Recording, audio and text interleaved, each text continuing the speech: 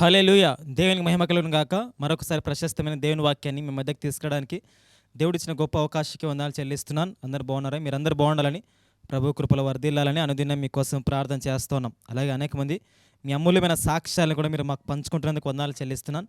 ఇంకా మీకు ఏమైనా ప్రార్థన అవసరాలు ఉంటే దయచేసి మీరు మాకు కిందున్న నెంబర్కి ఫోన్ చేయండి. మీకోసం అనుక్షణం అనుదినం మేము ప్రార్థన చేస్తాం. వాక్యం వినడానికి సిద్ధంగా ఉన్నారా? అయితే కళ్ళు మూసుకోండి, ప్రార్థన చేసుకుందాం. ప్రేమ నమ్మకం గల ప్రియ పరలోకపు తండ్రి, ధ్యానిస్తుండగా వాక్యాన్ని మీరు దీవించుము, ఆశీర్వదించుము. నాతో మీరు మాట్లాడండి. నేను కాదు ప్రభువా, మీరే మాట్లాడమని నా పెదవులు మీ అగ్నితో కాల్చి నీ ప్రజలకు కావలసిన మాటలు మీరు అందించమని, అల్పు నా భాగ్యం నన్ను మీరు వాడుకోనమని యేసయ్య నామమున ప్రార్థించి స్తుతించి అడిగి వేడుకుంటున్నాను తండ్రి. ఆమేన్. హల్లెలూయా. సమర్పణ ఈ మాట పరిశుద్ధ గ్రంథంలో చాలా విలువైనది. దేవుడు మనలోంచి ఏం కోరుకుంటున్నాడు, ఏం సమర్పించమంటున్నాడు అనేది మనం ఆలోచిద్దాం. యాక్చువల్గా సమర్పణ ఎవరికి ఇస్తాము? మనకు బాగా కావలసిన వారు, మనం బాగా ప్రేమించిన వారిని మనం ఇవ్వడానికి సిద్ధపడతాం. అయితే అది కూడా మనం అధికంగా ప్రేమించేది ఇవ్వడానికి ఇష్టపడం. రే ఏదైనా అడుగు కానీ అది మాత్రం అడగద్దురా అని అంటాం కదా. రే నీకు ఏది కావాలన్నా తీసుకో కానీ ఆ వస్తువు మాత్రం అడగద్దు, అది నాకు చాలా విలువైనది అని చెప్తాం. ఎందుకంటే మనం ఏదైనా ఇవ్వడానికి ఇష్టపడతాం కానీ విలువైనది ఇవ్వడానికి ఇష్టపడం. ఎందుకంటే దాని పట్ల మనం అంత మిక్కుటమైన ప్రేమను పెట్టుకుంటాం. బైబిల్లో మనం చూస్తే అబ్రహాంకి లేక 100 సంవత్సరాల తర్వాత కొడుకు పుడితే ఇస్సాక్.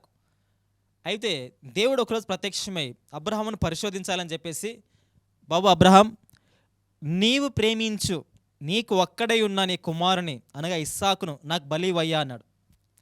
అక్కడ ఒక మాట రాశాడు, నీవు ప్రేమించుచున్నా. ఇక్కడ అబ్రహాము ఇస్సాకును అతిగా ప్రేమిస్తున్నాడు, లేక పుట్టాడు. అయితే దేవుడు ఇప్పుడు అతన్ని అర్పణగా కోరాడు. అదే దేవుడు నరబలి కోరుతున్నట్లు కాదు, కానీ he wanted to test Abraham, is he faithful or not. Abraham నిజంగా విశ్వాసంలో ఎదిగాడా పడిపోయాడా అని పరీక్షించడానికి. అందుకే 22 మొదటి వచనంలో ఆ సంగతులు జరిగిన తర్వాత దేవుడు అబ్రహామును పరిశోధించేను అని రాయబడి ఉంటుంది. ఆయన పరిశోధించాలని ప్రేమిస్తున్న కొడుకుని బలిగా కోరాడు. అంటే దేవునికి ఉద్దేశం ఏంటి తెలుసా? ఆయన మనిషిని చేసుకొని ఈ మనిషి శరీరంలో తను ఒక ఆలయాన్ని నిర్మించుకున్నాడు. అది మనిషి యొక్క హృదయం. అక్కడ తాను తప్ప ఇంకొకరు ఉండడానికి ఆయన ఇష్టపడడు. మనం అంటాము, ప్రభా నాకు నువ్వు కావాలి, నేను ప్రేమించిన అమ్మాయి కావాలి అని. కొంతమంది, ప్రభా నాకు నువ్వు కావాలి, నాకు మా అమ్మ కూడా కావాలి. ప్రభా నాకు నువ్వు కావాలి, నా బిడ్డలు కావాలి. ప్రభా నాకు నువ్వు కావాలి, నాకు నా డబ్బు కావాలి. God cannot adjust with these things అనమాట. దేవుడు ఇటువంటి వాటితో కలిసి ఉండలేడు ఆయన. మన దేవుడు ఎంత మంచోడు అంటే ఇంకా వాటిని దొబ్బేసి నేను ఉంటాను, అవే ఉండని నేను బయటికి వెళ్ళిపోతా అంటాడు. గాడ్ కాంట్ అడ్జస్ట్ అనమాట. దేవుడు అడ్జస్ట్ కాలేడు. హృదయంలో ఉంటే ఆయనే ఉండాలి, లేదంటే వేరేవాడు ఉండాలి. ఇద్దరు కలిసి ఉండడానికి అని ఒప్పుకోడు. దేవుడు అందుకే స్పష్టంగా రాశాడు, ఏ దాసుడు ఇద్దరు యజమానులకు దాసుడే ఉండలేడంట. సిరికి దేవునికి దాసుడే ఉండలేడంట. అంటే హృదయంలో డబ్బుని దేవుని ఒకటేసారి ప్రేమించలేవు. నువ్వు అనుకుంటావు దేవుడు ఉంటాడేమని, కానీ దేవుడు ఉన్నాడు అక్కడ. ఆయన బయటకు వెళ్ళిపోతాడు. ఆయన అంత మంచి దేవుడు. He can't force you. దేవుడు నేనేం ఫోర్స్ చేయడు. నేను కావాలా, డబ్బు కావాలా తేల్చుకొని చెప్పడు అనమాట. Choice is yours. కాబట్టి దేవుడు ఆ రోజు అబ్రహాంని అడిగాడు, నీ కొడుకుని ఇస్తావయ్యా అని. ఎందుకంటే అబ్రహాం ఎవరి మీద ప్రేమ పెంచుకున్నాడు? ఇస్సాకు మీద ప్రేమించుకున్నాడు. ఇస్సాకు మీద ప్రేమని పెంచుకున్నాడు. కాబట్టి ఈ వాక్యం వింటుండగానే చాలాసార్లు దేవుడు మన నుండి ఏది ఆశిస్తాడంటే ఇంకా మనం ఏదైతే ఎక్కువగా ప్రేమిస్తామో దాన్ని అడుగుతాడు. ఎందుకంటే ఆయన కంటే మనం దేన్ని ఎక్కువ ప్రేమించవద్దని దేవునికి ఉద్దేశం. అందుకే ఆజ్ఞలలో మొట్టమొదటి ఆజ్ఞ, నేను తప్ప నీకు వేరొక దేవుడు ఉండదు. ఆకాశం ఎందే కానీ, భూమి ఎందే కానీ, నీళ్ళలో కానీ, భూమి ఎందు కానీ, ఎక్కడే కానీ ఏ రూపం కూడా కనపడకూడదు, ఉండకూడదు. నేనే దేవుడినని దేవుడు స్పష్టంగా రాసి ఉంచాడు. కాబట్టి దేవుడు అబ్రహాం బలి ఇవ్వమని అడగగానే అబ్రహాం సిద్ధపడ్డాడు, సమర్పించడానికి సిద్ధపడ్డాడు. ఎంత గట్స్ ఉండాలి చెప్పండి. అయితే దేవుడు ఈరోజు నిన్ను కూడా కొన్ని సమర్పించమంటున్నాడు. ఏంటన్నా, కొంపదీసి నా కొడుకునా, నా కూతురునా అని మీరు భయపడద్దు. కానీ దేవుడు అలాంటి వాడేం కాదు. ఆయన చాలా మంచివాడు. దేవుడే మనకి పిల్లల్ని ఇచ్చాడు. దేవుడు అబ్రహాంకి కుమారుని ఇచ్చాడు. అబ్రహాం యొక్క నమ్మకం అదే, ఇచ్చినవాడు దేవుడే కాబట్టి ఆయన తీసుకోడు. ఒకవేళ తీసుకున్నా తిరిగి ఇస్తాడని నమ్మకం అబ్రహాంకి. అందుకే విశ్వాసులుగా తండ్రి అయ్యాడు. కాబట్టి మనం అంత విశ్వాసులం కాదనుకోండి, కానీ దేవునికి కొన్ని మనం అర్పించవలసి ఉన్నాయి. ఏంటి అర్పించాలి? బైబిల్లో ఏవి అర్పించమని ఉన్నాయి, అవి అర్పించాలి. కానీ పనికి మాలిన వాటిని అర్పించి చాలాసార్లు దేవుని సంతోషిస్తూ ఉంటాం, కానీ వాటిని దేవుడు అంగీకరించాడు. దేవుడు కోరుకునేది ఏంటి, దేవుడు సమర్పించమని చెప్పేది ఏంటి అనేది మనం కాసేపు ఆలోచిద్దాం. అన్నిటికంటే ప్రాముఖ్యంగా మనం ఏం సమర్పించాలి అంటే మన హృదయాన్ని సమర్పించాలి. దేవునికి నువ్వు ఏది ఇచ్చినా కానీ దేవుడు సంతోషించాడో, కానీ నీ హృదయం ఇవ్వకపోతే దేవుడు చాలా బాధపడతాడు. నువ్వు ₹1,00,00,000 చెక్ రాసి సంఘంలో ఇచ్చినా కానీ దేవుడు దాన్ని స్వీకరించాడు. అక్కడున్న పాస్టర్ తీసుకుంటాడు, నవ్వుకుంటాం, కానీ God cannot take this because God needs your heart. అది ఆయన సొంతం, దేవుడు నివసించు స్థలం. అది హృదయం అనేది దేవుని యొక్క ఆలయం. ఆ హృదయము ప్రభువుకు కావాలి. చూడండి, సామెతలు 23:26, నా కుమారుడా నీ హృదయం నాకిమ్ము, నా మార్గములు నీ కన్నులకు ఇంపుగా నుండనిమ్ము. నా కుమారుడా నీ హృదయం నాకి. దేవుడు ఎందుకు అడుగుతున్నాడు హృదయం? ఎందుకంటే హృదయం అన్నిటికంటే మోసకరమైనది, ఘోరమైన వ్యాధి గలది. అది మనల్ని మోసం చేస్తుంది. అయితే అటువంటి ఘోరమైన వ్యాధి గల హృదయాన్ని ప్రభువుకి ఇస్తే ఆయన బాగు చేస్తాడు. ఒకటి గుర్తుపెట్టుకో, ఎందుకు దేవుడు హృదయాన్ని కోరుకున్నాడంటే అది ఒక డ్రైవింగ్ సీట్ లాంటిది. ఏంటన్నా అంటారేమో, ఎస్, కార్ డ్రైవింగ్ సీట్లో ఒక మంచి డ్రైవర్ కూర్చుంటే గమ్యానికి సురక్షితంగా చేరుతాం. అదే ఒక త్రాగుబోతు కూర్చుంటే, ఒక డ్రైవింగ్ రానోడు కూర్చుంటే, ఒక పిచ్చోడు కూర్చుంటే ఎలా ఉంటుంది చెప్పండి? ఇది నీ హృదయం ఒక డ్రైవింగ్ సీట్ లాంటిది. ఇక్కడ నువ్వు ఎవరినైతే కూర్చోబెట్టుకుంటావో వాళ్ళు నిన్ను డ్రైవ్ చేస్తూ ఉంటారు, వాళ్ళు నిన్ను నడిపిస్తూ ఉంటారు. ఉదాహరణకి నువ్వు ఒక అమ్మాయిని ప్రేమిస్తున్నావు అనుకో, అమితంగా పిచ్చిగా అమ్మాయిని ప్రేమిస్తూ ఉన్నావు అనుకో. కొంతమంది అన్న అమ్మాయి నాకు పిచ్చి అన్నా అని అంటే దాని ఉద్దేశం ఏంది, మన హృదయం నుండి అమ్మాయి ఉందని. ఇప్పుడు అమ్మాయి చెప్పినట్లు వాడు ఆడతాడు అనమాట. ఆ అమ్మాయి చెప్పినట్టు నడుస్తాడు. తినమంటే తింటాడు, నువ్వు ఆ బట్టలు వేసుకోవద్దంటే వేసుకోడు, నువ్వు ఆమెతో మాట్లాడద్దంటే మాట్లాడు, నువ్వు అక్కడికి వెళ్ళొద్దంటే నేను వెళ్ళానంటాడు, నువ్వు పలానా టైంలో ఇక్కడ ఉండాలంటే అక్కడ ఉంటాడు, అర్ధరాత్రి నాకు బిర్యానీ కావాలంటే తెచ్చిస్తాడు. ఎందుకంటే రిమోట్ అంతా ఎక్కడుంది, స్టీరింగ్ అంతా ఎక్కడుంది, డ్రైవింగ్ సీట్ ఎవరు కూర్చున్నారు? అమ్మాయి కూర్చుంది. కొంతమందికి డబ్బు, ఆ డ్రైవింగ్ సీట్లో డబ్బును కూర్చిపెడతారు. డబ్బు ఎక్కడ రమ్మంటే అక్కడికి వెళ్తారు, ఎంత సంపాదించడానికి సంపాదిస్తారు, అన్యాయంగా సంపాదిస్తారు. డబ్బు కోసం మనిషిని చంపడానికి సిద్ధపడతారు కొంతమంది. నీ హృదయం దేన్ని వెళ్తూ ఉంది? అమ్మాయా, అబ్బాయా, డబ్బా, సెక్సా, లేదంటే ఏది వెళ్తూ ఉంది నీ హృదయాన్ని? నీ హృదయాన్ని ఏదైతే వెళ్తూ ఉందో అది నిన్ను డ్రైవింగ్ ఫోర్స్ అనమాట, అది నిన్ను నడిపిస్తూ ఉంటుంది.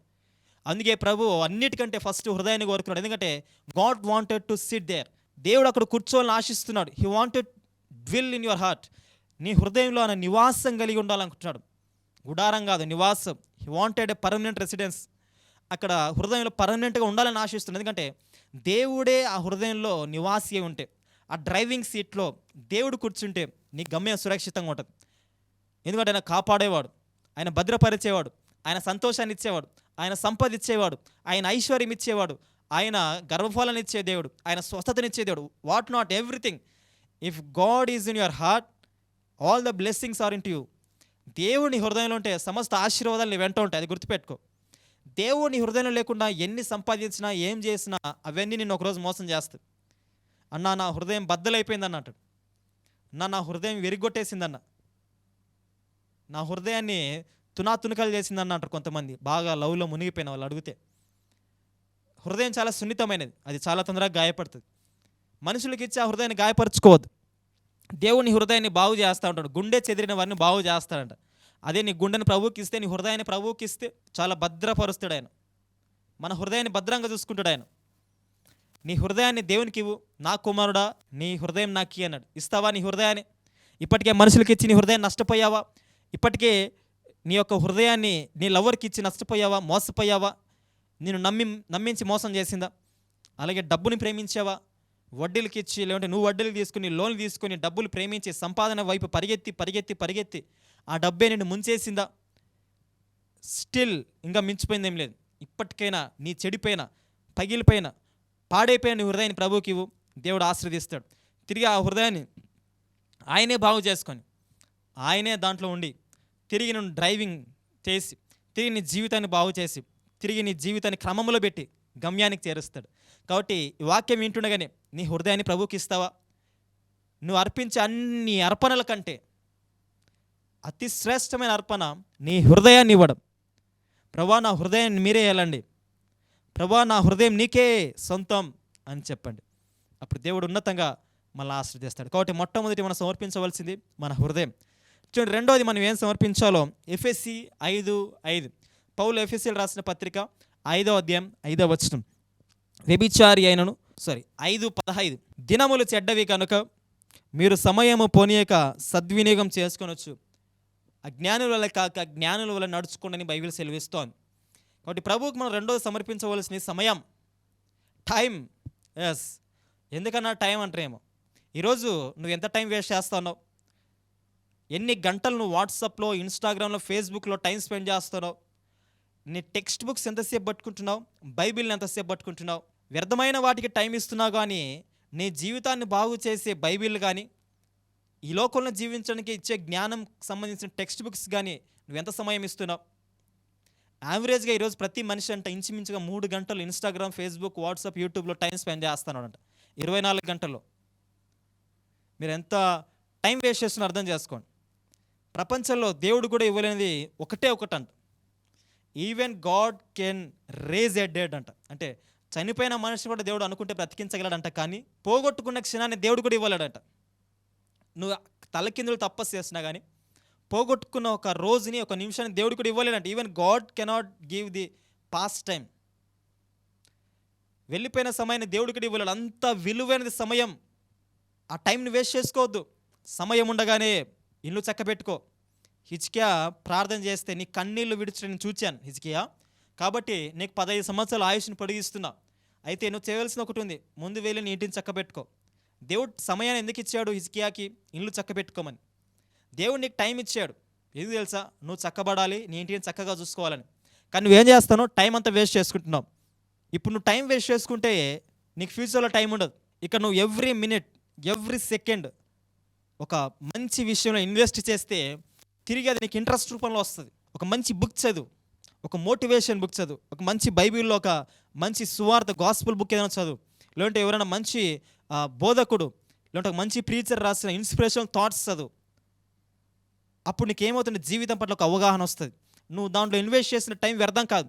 కానీ ఈ ఫేస్బుక్లో, ఇన్స్టాగ్రామ్లో, వాట్సాప్లో వచ్చే ఆ పనికి మాలిన వీడియోస్ అన్నీ చూస్తూ నా అన్వేషణ అని, ఉమా అని, ఇవి రకరకాలుగా సంథింగ్ కొన్ని వీడియోస్ ఉన్నాయి అన్నమాట యూట్యూబ్లో. అంటే జబర్దస్త్ అని, డీ షోస్ అని, సంథింగ్ ఏవైనా ఇంటర్వ్యూస్ కానీ, ఇవన్నీ చూడడం వల్ల వాళ్ళకి డబ్బు వస్తుంది, వ్యూస్ రావడం బట్టి, వాళ్ళకి లైక్లు రావడం బట్టి వాళ్ళు పాపులర్ అవుతారు. కానీ చూసే నువ్వు బెడ్రూమ్లో ఉండిపోతావు.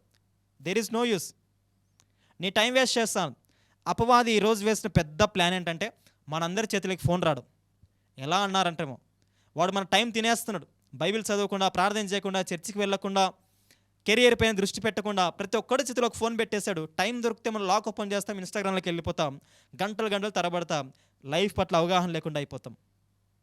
ఇట్స్ సైతాన్ ప్లాన్ అనమాట. జ్ఞాని సమయాన్ని ఉపయోగించుకుంటాడంట. ఎఫెసీ 5:15 మీరు చదివితే, అజ్ఞానుల వలె కాక జ్ఞానుల వలె సమయంతో నడుచుకోండి అంటాడు దేవుడు. జ్ఞాని సమయాన్ని ఉపయోగించుకుంటాడు. టాపర్కి మనకి 24 గంటలే, మోడీ గారికి మనకి 24 గంటలే, ఐఏఎస్కి, ఐపీఎస్కి 24 గంటలే, మనకి 24 గంటలే. తేడా ఎక్కడ ఉంది? ఉపయోగించడంలో, యూజింగ్ ఆఫ్ టైంలో తేడా ఉంది అంతే. యూజింగ్ ఇన్ మెథడ్స్లో టైమింగ్ ఉంది అంతే. ఒక ఐఏఎస్, ఐపీఎస్ ఆస్పిరెంట్ మీరు అడిగితే మేము 12 గంటలు చదివాం, 14 గంటలు చదివాం. ఒక ఐఐటి ఆస్పిరెంట్ అడిగితే మేము 15 గంటలు చదివాం. ఒక్కొక్క మినిట్ వారు ఇన్వెస్ట్ చేశారు, ఇప్పుడు సెటిల్ అయిపోయారు. నాకు తెలిసిన ఒక ఫ్రెండ్ ఉన్నాడు, నాతో పాటు చదువుకున్నవాడు. రీసెంట్గా దారిలో వెళ్తూ ఉంటే వాడు ఆటో తోలుతూ ఉన్నాడు. నాకు తెలియకుండా, గమనించకుండా వాడి ఆటోలను ఎక్కాను. వాడు నా ఫ్రెండ్, నేను మర్చిపోయాను, ఎందుకంటే ఇంచుమించుగా 10 సంవత్సరాలు అయింది. బట్ ఎక్కడో పోలికలు గుర్తొచ్చి తనకైతేనే, నువ్వు పలానా వ్యక్తి కదంటే, నేను పలానా వ్యక్తి, నీకే అది మన ఇద్దరం తెలిసి ఒకటే కాలేజ్ చదివాం కదంటే, ఆహా నువ్వా అని అడిగాను. ఏంటి ఇలా పరిస్థితి అంటే, ఇంకా సేమ్ ఇలాగ బాధపడ్డాడు. అప్పుడు చదవాలంటే చదువుకోలేకపోయాను, టైం వేస్ట్ చేశాను, సినిమాలకంటూ తిరిగాను, ఫోన్లు పట్టుకొని తిరిగాను, లవ్ అంటూ తిరిగాను. నా బ్రతికి అయిపోయింది, ఏదో ఇలా ఆటో తోలుకుంటూ రోజుగా 500 వస్తూ ఉంది, 200 పెట్రోల్కి అయిపోతుంది, 300 మిగులుతుంది అంతే అని తను చెప్తుంటే చాలా బాధ అనిపించింది. ఈరోజు చాలామంది అలాగే ఉన్నారు. టైంని యూజ్ చేసుకోకుండా టైంని వేస్ట్ చేసుకున్న వాళ్ళు చాలామంది అయిపోయారు. ఈ వాక్యం వింటుండగానే నీ టైం దేవునికి ఇవ్వు, నీ సమయాన్ని దేవునికి ఇవ్వు. లేచిన వెంటనే first half an hour, first 15 minutes దేవునికి thanksgiving, next 15 minutes prayer చేయి, నెక్స్ట్ 15 మినిట్స్ బైబిల్ చదువు, ఫస్ట్ 45 మినిట్స్ నువ్వు దేవునికి ఇచ్చి చూడు. ఆ రోజంతా నీ జీవితం అద్భుతంగా, సంతోషకరంగా మార్చబడుతుంది. లేస్తూనే ఫోన్ చూడొద్దు.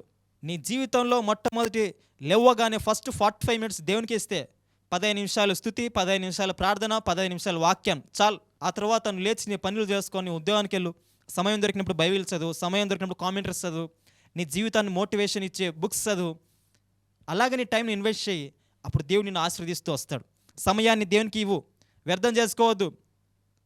సమయం పోతే మళ్ళీ రాదు, వయసు పోతే మళ్ళీ రాదు. శక్తి ఉండగానే ప్రభువు పని చేయి, బలం ఉండగానే ప్రభువు పని చేయి. ప్రభువుకు నీ సమయాన్ని అప్పగించు. అప్పుడు దేవుడు నీ దినాలను ఆశీర్వదిస్తాడు. హల్లెలూయా. కాబట్టి మొట్టమొదటిగా దేవునికి ఏమి ఇవ్వాలి? హృదయం ఇవ్వాలి. రెండోది ఏమి ఇవ్వాలి? సమయాన్ని ఇవ్వాలి. చూడండి, మూడోదిగా మనం ఏమి ఇవ్వాలో రోమీయుల రాసిన పత్రిక 12వ అధ్యాయం 1వ వచనం. కాబట్టి సహోదరులారా, పరిశుద్ధమును దేవునికి అనుకూలమునైన సజీవ యాగముగా మీ శరీరములను ఆయనకు సమర్పించుకునుడి. మీ శరీరములు ఆయనకు సమర్పించుకోండి. మీ శరీరం ఆయనకు సమర్పించుకునండి. మన శరీరాలు ఎవరికి అర్పించాలంట? దేవునికి అర్పించాలి. అర్పించావు నీ శరీరం, ఎవరికి అప్పగించావు నీ శరీరం? చాలామంది అమ్మాయిలు నాకు అప్పుడప్పుడు ఫోన్ చేసి బాధపడుతుంటారు, అన్నా నేను ప్రేమించాను ఒక అబ్బాయిని, అయితే వాడిని నమ్మి నా శరీరాన్ని అప్పగించేసి, ఇప్పుడు ప్రేమించాడు, పెళ్లి చేసుకున్నట్టు నన్ను వద్దంటారు, నన్ను అనుభవించాడు, నా శరీరం అప్పగించుకున్నాను, ఏం చేయాలో దిక్కు తెలియడం లేదంటారు. ఎవరికి అర్పించావు నీ శరీరం? ఎవరికి అర్పించావు నీ బలం? ఆ శరీరం ప్రభువుది కదా.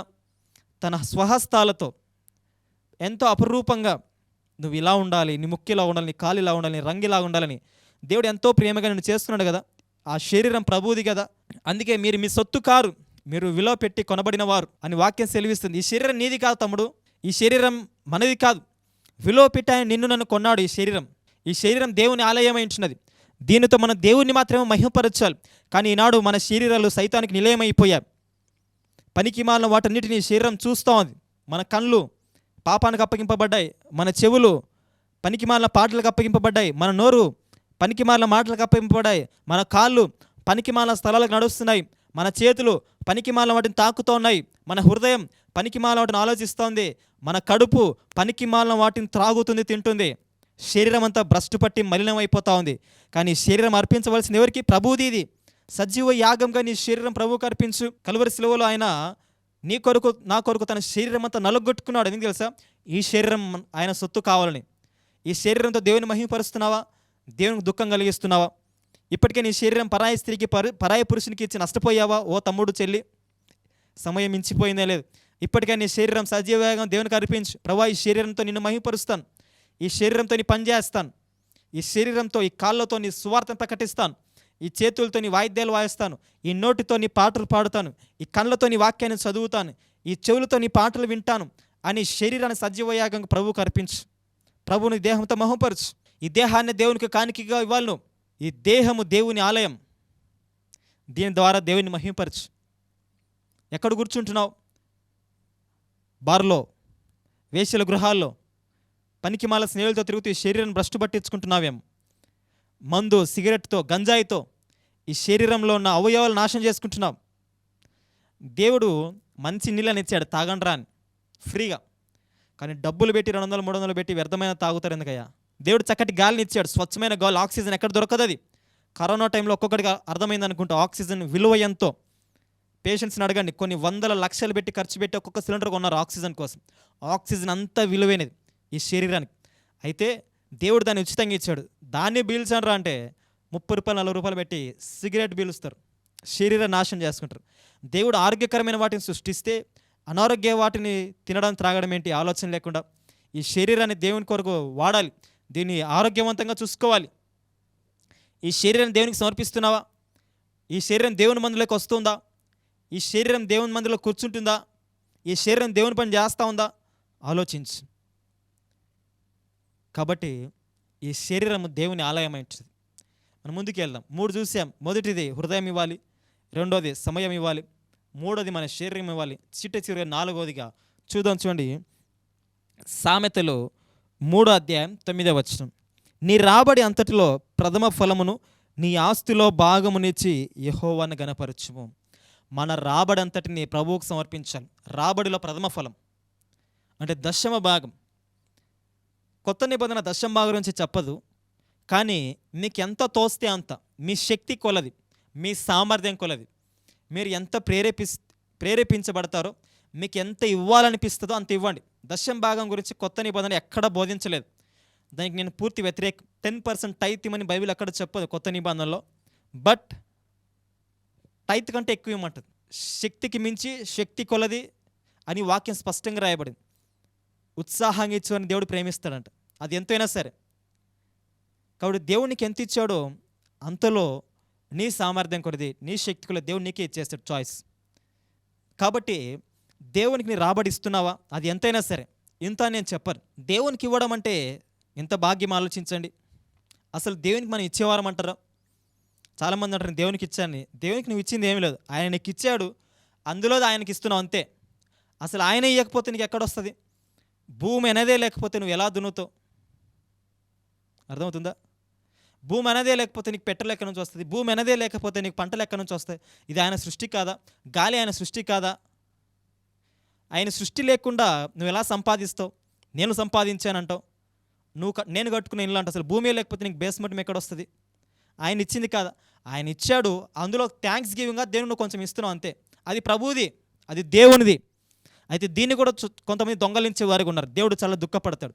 కాబట్టి నీ రాబడిలో ప్రథమ ఫలం, దేవునికి ఇవ్వవలసిన భాగం, అది ఎంతైనా సరే నీ శక్తి కొలది, సామర్థ్యం కొలది, ఉత్సాహంగా సనుగు కొనకకుండా, బలవంతంగా కాకుండా ప్రేమపూర్వకంగా దేవునికి నీ కానుక నర్పించు. దేవుడు ఉన్నతంగా ఆశీర్వదిస్తాడు.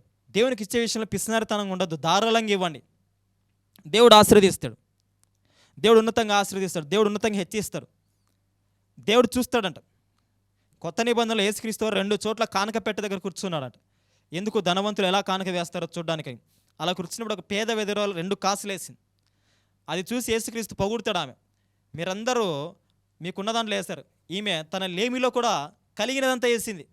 ఉండేదే 2 కాసులు ఆమె దగ్గర, ఆ 2 కాసులు వేసింది. రేపు ఏమవుతుందో అనే చింత ఆమెకు లేదు, కానీ నమ్మకంతో వేసేసింది. చాలాసార్లు మనకు ఆ నమ్మకం ఉండదు, ప్రభువుకి ఇస్తే నాకు ఉంటుందో ఉండదని. కానీ ఒక గొప్ప విషయం చెప్పాలా, నీ దగ్గర ఉన్నది ప్రభుకి ఇచ్చి చూడు, దేవుడు ఉన్నతంగా ఆశీర్వదిస్తాడు. దేవుడు ఎందుకు ఇమ్మంటున్నాడంటే, నేను స్టార్టింగ్లో చెప్పాను, ఎందుకు ఇమ్మంటున్నాడంటే మనము డబ్బు కంటే దేవుని ఎక్కువ ప్రేమిస్తున్నామా అనే టెస్టింగ్ అనమాట. నువ్వు ఇచ్చావు అనుకో, దాని అర్థమైంది, నాకు డబ్బు కంటే నువ్వే ఇష్టమేసయ్యా, నాకు డబ్బు కంటే నీ మీద నాకు ప్రేమ ఎక్కువ, డబ్బు అంటే నాకు అంత ఇష్టం లేదు, అది నేను ఉపయోగించుకుంటాను అంతే తప్ప డబ్బు మీద నాకు ధ్యాస లేదు, అందుకే నీ భాగం నీకు ఇచ్చేస్తున్నా అని చెప్తే దేవుడు సంతోషిస్తాడు. కానీ అలా ఇవ్వకుండా డబ్బుతో నువ్వు నింపుకుంటున్నావంటే ప్రభువుకు దూరం అయిపోతావు. కాబట్టి ఈ వాక్యం వింటుండగానే మనం 4 ఇవ్వాలి ప్రభువుకి. 4 సమర్పణలు. మొదటిది, అన్నిటికంటే ప్రాముఖ్యంగా నీ హృదయం. ఇది ఇవ్వకుండా నువ్వేమి ఇచ్చినా వ్యర్థం. రెండోది నీ సమయం.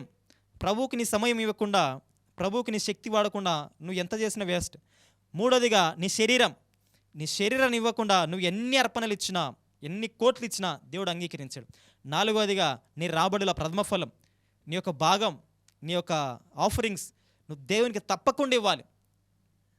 దశంభాగం ఇవ్వడం తప్ప అంటే తప్పైతే కాదు, బట్ ఇట్స్ నాట్, అది రూల్ అయితే కాదు, ఆజ్ఞ అయితే కాదు. ఇస్తే మంచిది, ఇవ్వకపోయినా మంచిదే. బట్ నీ యొక్క రాబడిలో మాత్రం దేవునికి ఖచ్చితంగా భాగం తీయాలని పౌలు కరాఖండిగా 1 కొరింథీ 8వ అధ్యాయంలో స్పష్టంగా రాస్తూ వచ్చాడు. కాబట్టి ప్రభువునందు మనం ఈ 4 సమర్పణలు కలిగి ఉంటే దేవుడు ఉన్నతంగా మనల్ని ఆశీర్వదిస్తాడు. ఈ వాక్యం మీకు నిజంగా అర్థమైంది అనుకుంటున్నాను. ఈరోజు మన జీవితాన్ని ప్రభువుకు అర్పించుకుందాం, అప్పగించుకుందాం, కళ్ళు మూసుకుందాం, ప్రార్థన చేసుకుందాం. ప్రేమ నమ్మకం గల ప్రియా పరలోకపు తండ్రి, నీకే వందనాలు చెల్లిస్తున్నాను. చెప్పబడిన వాక్యాన్ని దీవించి ఆశీర్వదించు. ఏ విషయాల్లో సమర్పించుకోవాలో నాతో మీరు స్పష్టంగా మాట్లాడేందుకు వందనాలు. నీ స్వరాన్ని మీరు మాకు వినిపింపజేసినందుకు వందనాలు తండ్రి. మా యొక్క హృదయాలు మీరు కదిలించినందుకు వందనాలు. ఎవరైతే ఈ వాక్యాన్ని విన్నారో వారి హృదయాలు మీరు కదిలింపజేసి ఆలోచింపచేయమని ప్రార్థిస్తూ, విన్న ప్రతి ఒక్కరి జీవితాలను మార్చమని, తమ సమయాన్ని, తమ హృదయాన్ని, తమ యొక్క శరీరాన్ని, తమ యొక్క డబ్బును నీకు సమర్పించే హృదయాన్ని ప్రేరేపించమని, నీకంటే అధికంగా దేన్ని ప్రేమించకుండా సమస్తం అప్పగించుకుంటూ సాయం చేయమని యేసు అతి పరిశుద్ధ నామమున ప్రార్థించి స్తుతించి అడిగి వేడుకుంటున్నాము తండ్రి. ఆమేన్. హల్లెలూయా. నిజంగా ఈ వాక్యాలు మీకు దీవెనకరంగా ఆశీర్వాదకరమైతే అనేక మందికి తెలియచేయండి, షేర్ చేయండి. అలాగే ఈ వాక్య పరిచయను, ఈ యొక్క సువార్త పరిచయం మీరు సహకరించాలనుకుంటే మీ అమూల్యమైన కానుకల్ని, ఆఫరింగ్స్ని కింద నీ నెంబర్కి మీరు పంపించవచ్చు. అలాగే మీ ప్రార్థన వస్తువులు ఏమైనా ఉంటే మీరు అద్భుతంగా మీరు ఫోన్ చేసి మాకు తెలియచేయచ్చు. అలాగే మనకు పాస్టర్ నాథన్ అఫీషియల్ అని YouTube channel, Facebook and Instagram ఛానల్స్లో పేజెస్ ఉన్నాయి, అక్కడికి వెళ్ళండి, లైక్ చేయండి. అంతవరకు ప్రభు మహాకృప మనకందరికీ తోడైండును గాక. ఆమేన్. నశించిపోతున్న ఆత్మల కోసం భారం కలిగి సత్యమైన స్వచ్ఛమైన వాక్యం ప్రకటిస్తూ యేసే మార్గం సత్యం జీవం అని ఈ లోకాన్ని సవాలు విసురుతూ ప్రభు సేవలో ఆత్మల భారంతో నిరంతరం ప్రయాసపడుతున్న యవ్వన దైవ సేవకుడు బ్రదర్ నాథాన్ గారు తన పరిచర్యను కడప జిల్లాలో జరిగిస్తున్నారు. ఈ వాక్య సందేశాలు నిజంగా మీకు దీవెనకరంగా ఉన్నట్లయితే మాకు మీ అమూల్యమైన కానుకలను క్రింద ఉన్న మా గూగుల్ పే ఫోన్పే నెంబర్కు పంపవచ్చు. మా నెంబర్ 9444600828. మరిన్ని ప్రార్థనా అవసరతలకు సంప్రదించండి. 9444600828. మా చిరునామా ఏసే జీవపు ప్రత్యక్షత మినిస్ట్రీస్, మైదుకూర్, కడప జిల్లా. యేసుక్రీస్తు కృప మీ అందరికీ తోడై ఉండును గాక. ఆమెన్.